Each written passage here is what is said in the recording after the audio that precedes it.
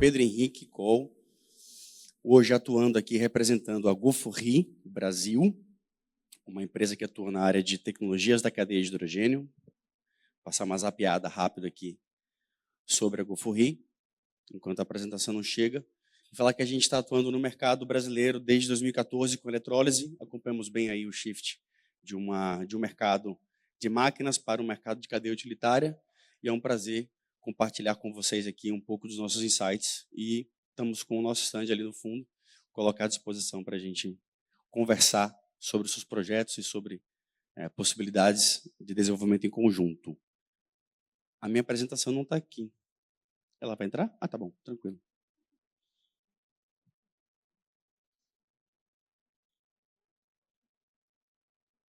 Aproveitar o ensejo e já partir para os agradecimentos. Aproveitar o grupo FRG pela organização do evento, ao Governo do Estado da Bahia, à Bahia Invest, ao Senai Cimatec, em toda a sua cadeia de valor, que agrega aí para não só para a Bahia, mas para o Brasil como um todo, amigos, parceiros e colegas.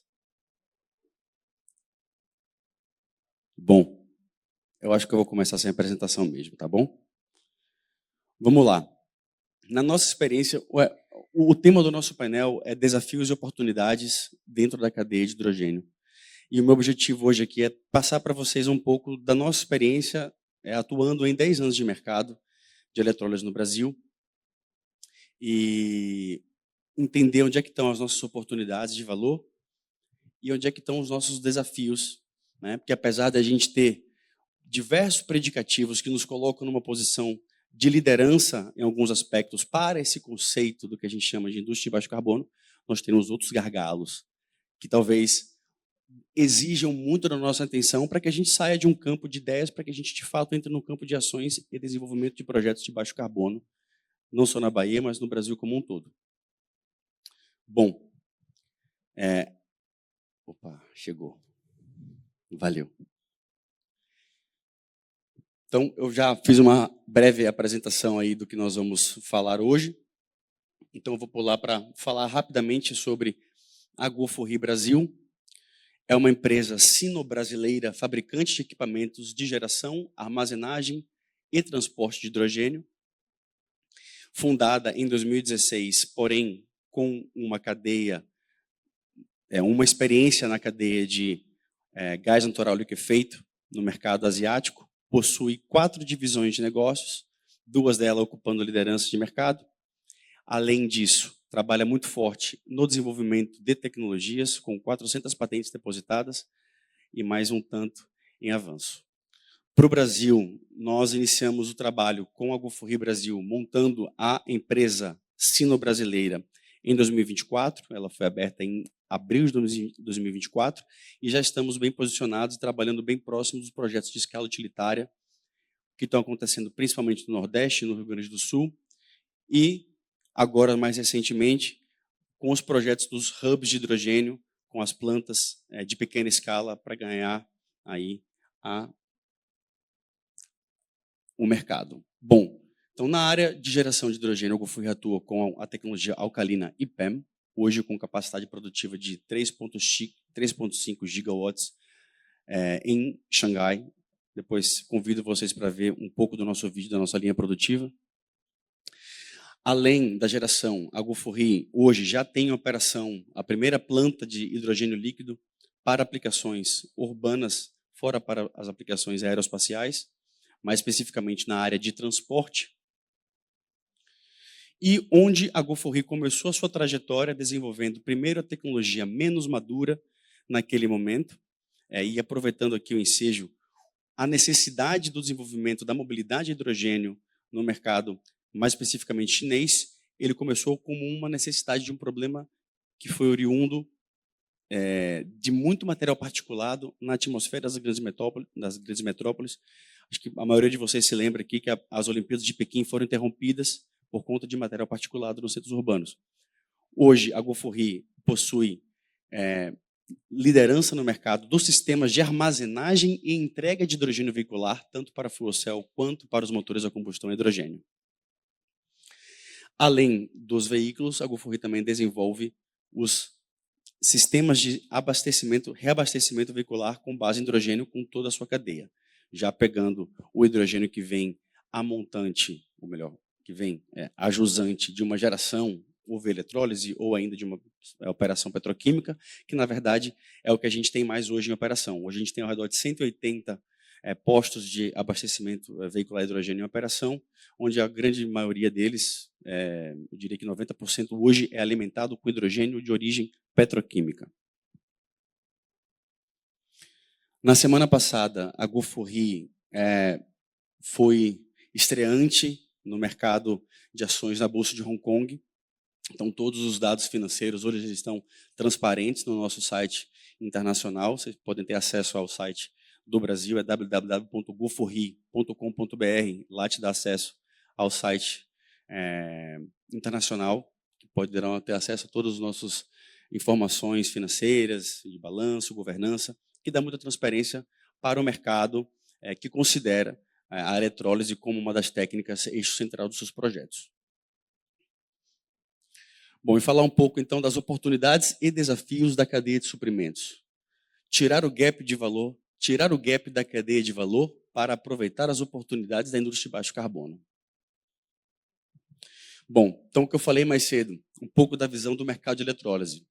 Lá em 2014, a eletrólise, nós identificamos que ela estava restrita a aplicações de nicho, como, por exemplo, produção de fios diamantados, resfriamento de mancais termoelétricos, ou ainda sintetização de metais, que utiliza hidrogênio na atmosfera dos pequenos fornos de sinterização, nada com essa grande escala que a gente tem visto hoje.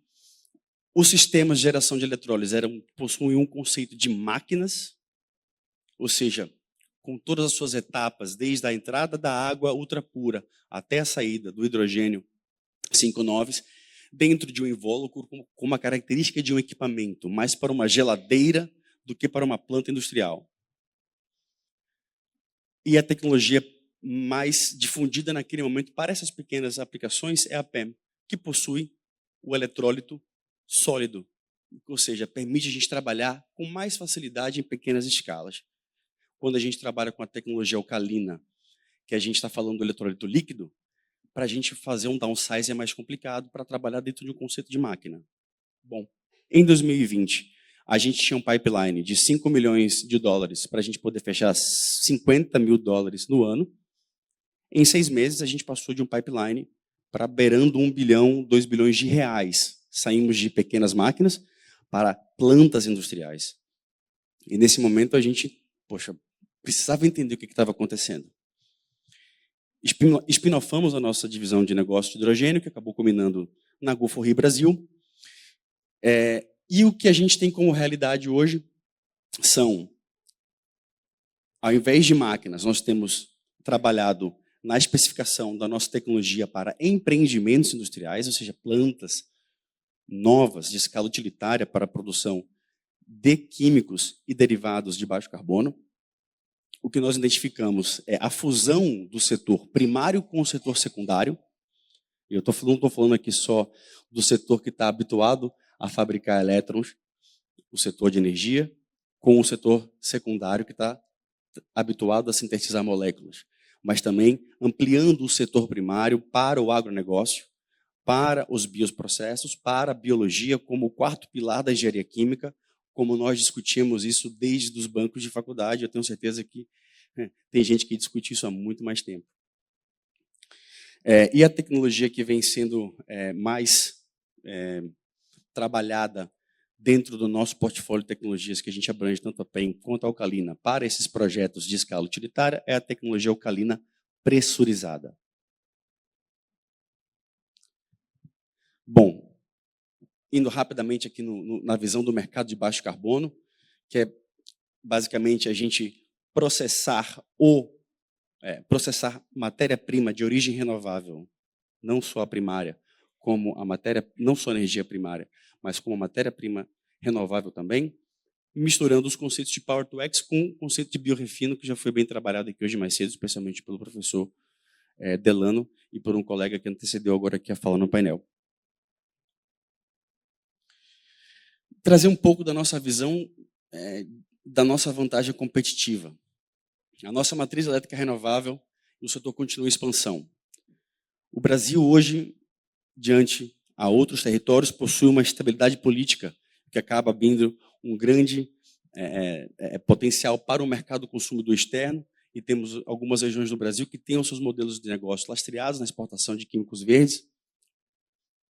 Nós temos um mercado interno importador de produtos químicos, especialmente ureia e metanol, por conta da pujança do nosso setor primário do agronegócio, o que abre a porta para uma demanda interna, especialmente de ureia e fertilizantes nitrogenados, que poderá e será o alicerce disso que a gente chama da neoindustrialização, o que irá justificar os primeiros investimentos em novas plantas de escala utilitária.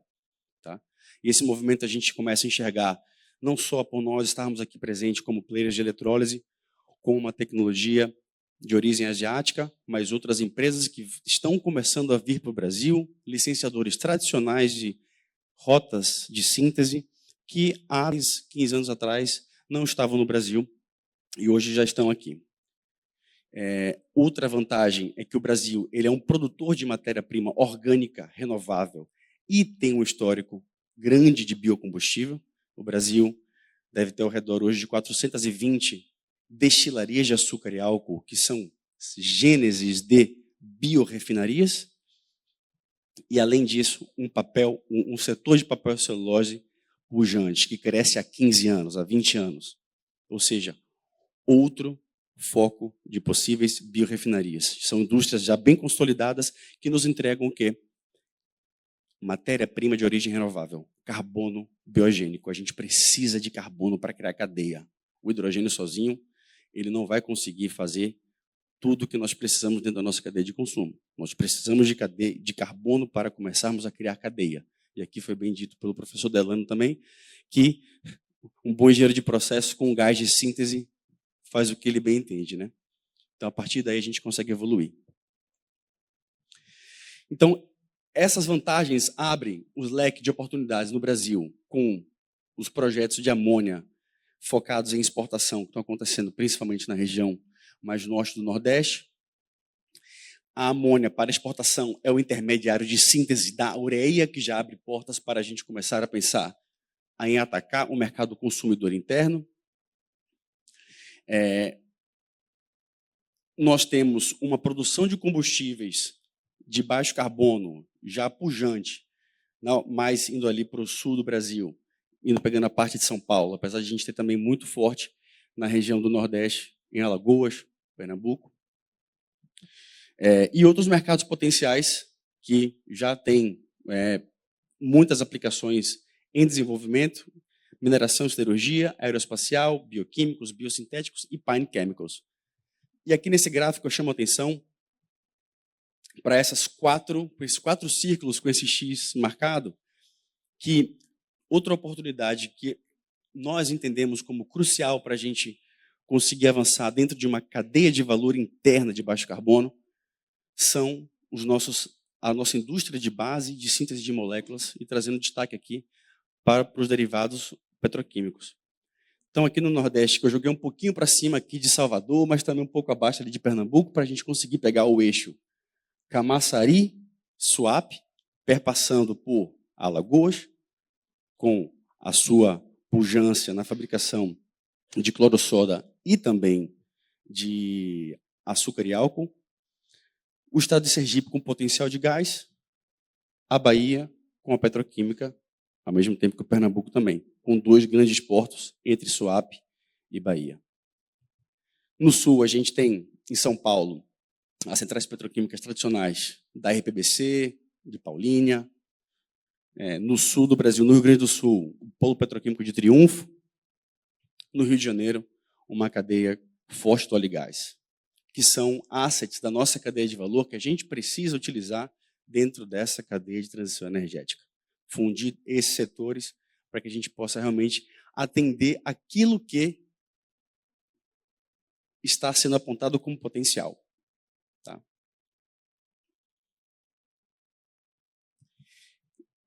E para que a gente consiga sair desse mercado potencial e aproveitar a oportunidade, o que nós temos identificado aí como um gap deixado da crise econômica e política que iniciamos lá em 2014 para agora 2024, é um gap dentro da cadeia de valor, principalmente nas atividades de apoio, que as atividades primárias exigem para que a gente saia de um potencial mercado para a distribuição real de produtos químicos de baixo carbono, perpassando por todas as etapas principais desta cadeia, desde a execução de roadmaps bem feitos, e a gente está retomando agora com mão de obra especializada, olhando para esse cenário, apesar de a gente ter